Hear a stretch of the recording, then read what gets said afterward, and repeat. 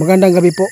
Maraming nag-chat po sa atin, mga BBM po itong mga supporters, no. Sabi po nila, Mindanao nakakaawa. Tagilid na ang inyong mga idol. Kaya nandito tayo, guys. No? Kung tagilid na po ba talaga, dahil po si Duterte ngayon pati yung pira nila ay ipa-freeze na daw. Ano ibig sabihin po yung freeze? Yung pira po niya ay meron pong ipinatupad po yung government po ngayon na hindi po dapat po ay makalabas yung pira ni Duterte para po ay hindi po daw magagamit nito sa masamang intensyon. Grabe, napakasakit po isipin sa lahat po ng makapanood sa atin, no. Alam po ninyo yung basher na ito, lahat po yung Mindanao, BBM at Sara ang pinuto. Kaya lang hindi po tayo magpapadaig sa ating galit dahil po normal lang po talaga ito nangyari dahil po sa nakapaligid sa kanila. Kaya nandito tayo, tagilid na po talaga ang mga Duterte ngayon, guys. Sana po ay hindi madadamay po yung mga pira po ng kanyang mga anak para po ay meron pa silang magagamit. Napakahigpit po ang kanilang ginagawa. Kaya nandito po tayo sa ating mga kaibigan. Sana nandito si Linyo para maipaabot natin sa inyo kung tagilid na po ba ang mga Duterte ngayon. Lalo na po na yung pira ay pinakialaman na po ng gobyerno, no? Kaya kaibigan, magandang gabi po. Kung nandito po kayo, kaibigan ninyo, tatay, nandito po tayo, tay. Meron naman pong basher po ito, tay. Parang nilalait po niya yung mga Mindanao. Sabi po nila, mga kaliwat daw, mga demonyo daw ang Mindanao. Ito po ay basher, no? Kasi po pinagtatawanan ng Mindanao po ngayon dahil po ay tagilid daw, tapos na nagkagulo pa, no? Nag-aaway pa yung mga doon sa Maguindanao, no? Mainit po yung tension po doon tungkol po sa mga partido.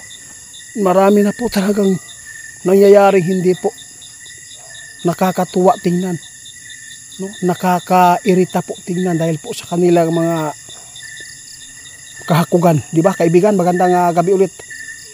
Nandito po tayo dahil po ay si Duterte po daw tagilid na, wala na po daw magagamit na pira. Paano na lang yan? Ano po bang posibleng mangyayari? Baka po ay meron pong gusto po nila na ipaabot na mawalan na po talaga ng kalabitang pasensya yung mga Duterte para po makagawa na po sila ng mga kasamaan po dito sa Pilipinas para po ay mag people power at kurita or unsa man na diya para po ay makadeclare po ng marsyalo. Parang ito na po ang nakikita po natin. Sa lahat po ng galit po, ito po yung sabi ng ating kaibigan. Kahit pa ay pakialaman po ninyo yung pira ng mga Duterte, hindi pa rin yan magugutom, no? Marami naman po mga tao na handang tumulong sa kanila. Yun po ang tama. Totoo po yan, kaibigan. Alam ko po yan. Nakikita ko din talaga. Kahit pa ipa-praise ninyo ng kwarta sa mga Duterte, daghan nga po na mutunol, no? Ang problema lang po dito, kaibigan, kung paano. Tama. Diskarte na lang nila na yan, guys. Yun po ang sabi natin. Huwag kayong mag-alala sa lahat po ng nagsasabi, no, sa atin na tagilid na daw ang mga Duterte, mga basher good, guys. Basta ang sabi ng ating kaibigan ngayon, maraming pwedeng magpaabot ng tulong sa kanila na mga mayayaman. Sinali pa si Bungo dito na ipa-praise po daw ang kwarta ni Bungo para daw dili daw magamit. Basta daw makatulong siya dito kay Duterte. Grabe. Ano po pag talaga ang hinahanap po nila, kaibigan? Nais kong malaman. Grabe ang kanilang galit, guys. Alam po ba nyo, guys, kung bakit po nagkaganyan? Dahil po parang sina-challenge po nila yung mga Duterte para po ay makahakbang po yung mga Duterte ng masama dito sa ating bansa, para ay makapagbigay po sila ng yun, hindi ko nang babanggitin ulit, no? Kaibigan, kung magpapatukso yung mga Duterte dito, delikado ang ating bansa. Oo, ito po talaga ang gusto nila, kaguluhan. Di, maghintay na lang po kayo kung makakabalik si tatay, kung anong po mangyayari. Hindi na po talaga maganda ito kasi lahat man tayo nagkasala. Perfecto po ba kayo? Hindi naman, di ba? Lahat tayo nagkasala. Sana kung isipin natin na may Diyos at magpatawaran, hindi po talaga aabot po ng ganito. Alam ko, karma din po ang nangyari kay Tatay Digong, pero tao lang siya.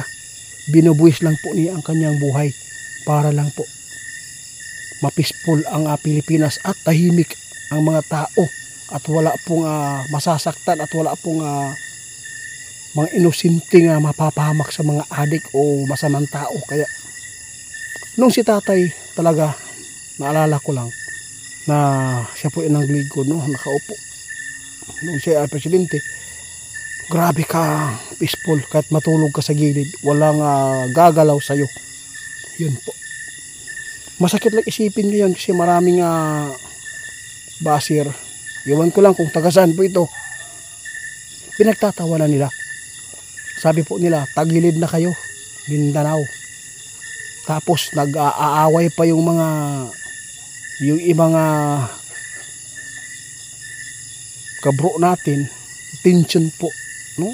Na hindi po talaga maganda. Sana po yung taga Mindanao, sana hindi po tayo ganyan. Dapat po yung taga Mindanao magsama tayong lahat at magmahalan, at sana hindi po tayo na yung pakay po natin, yung sarili lang po natin ang ating gustong masiguro diri sa politiko. Hindi na maayo. Kaibigan, ano po ang pinakalas po ninyong ipapaabot sa lahat po ng makapanood at saka yung mga supporters ng BBM at Duterte? Kasi po, oo,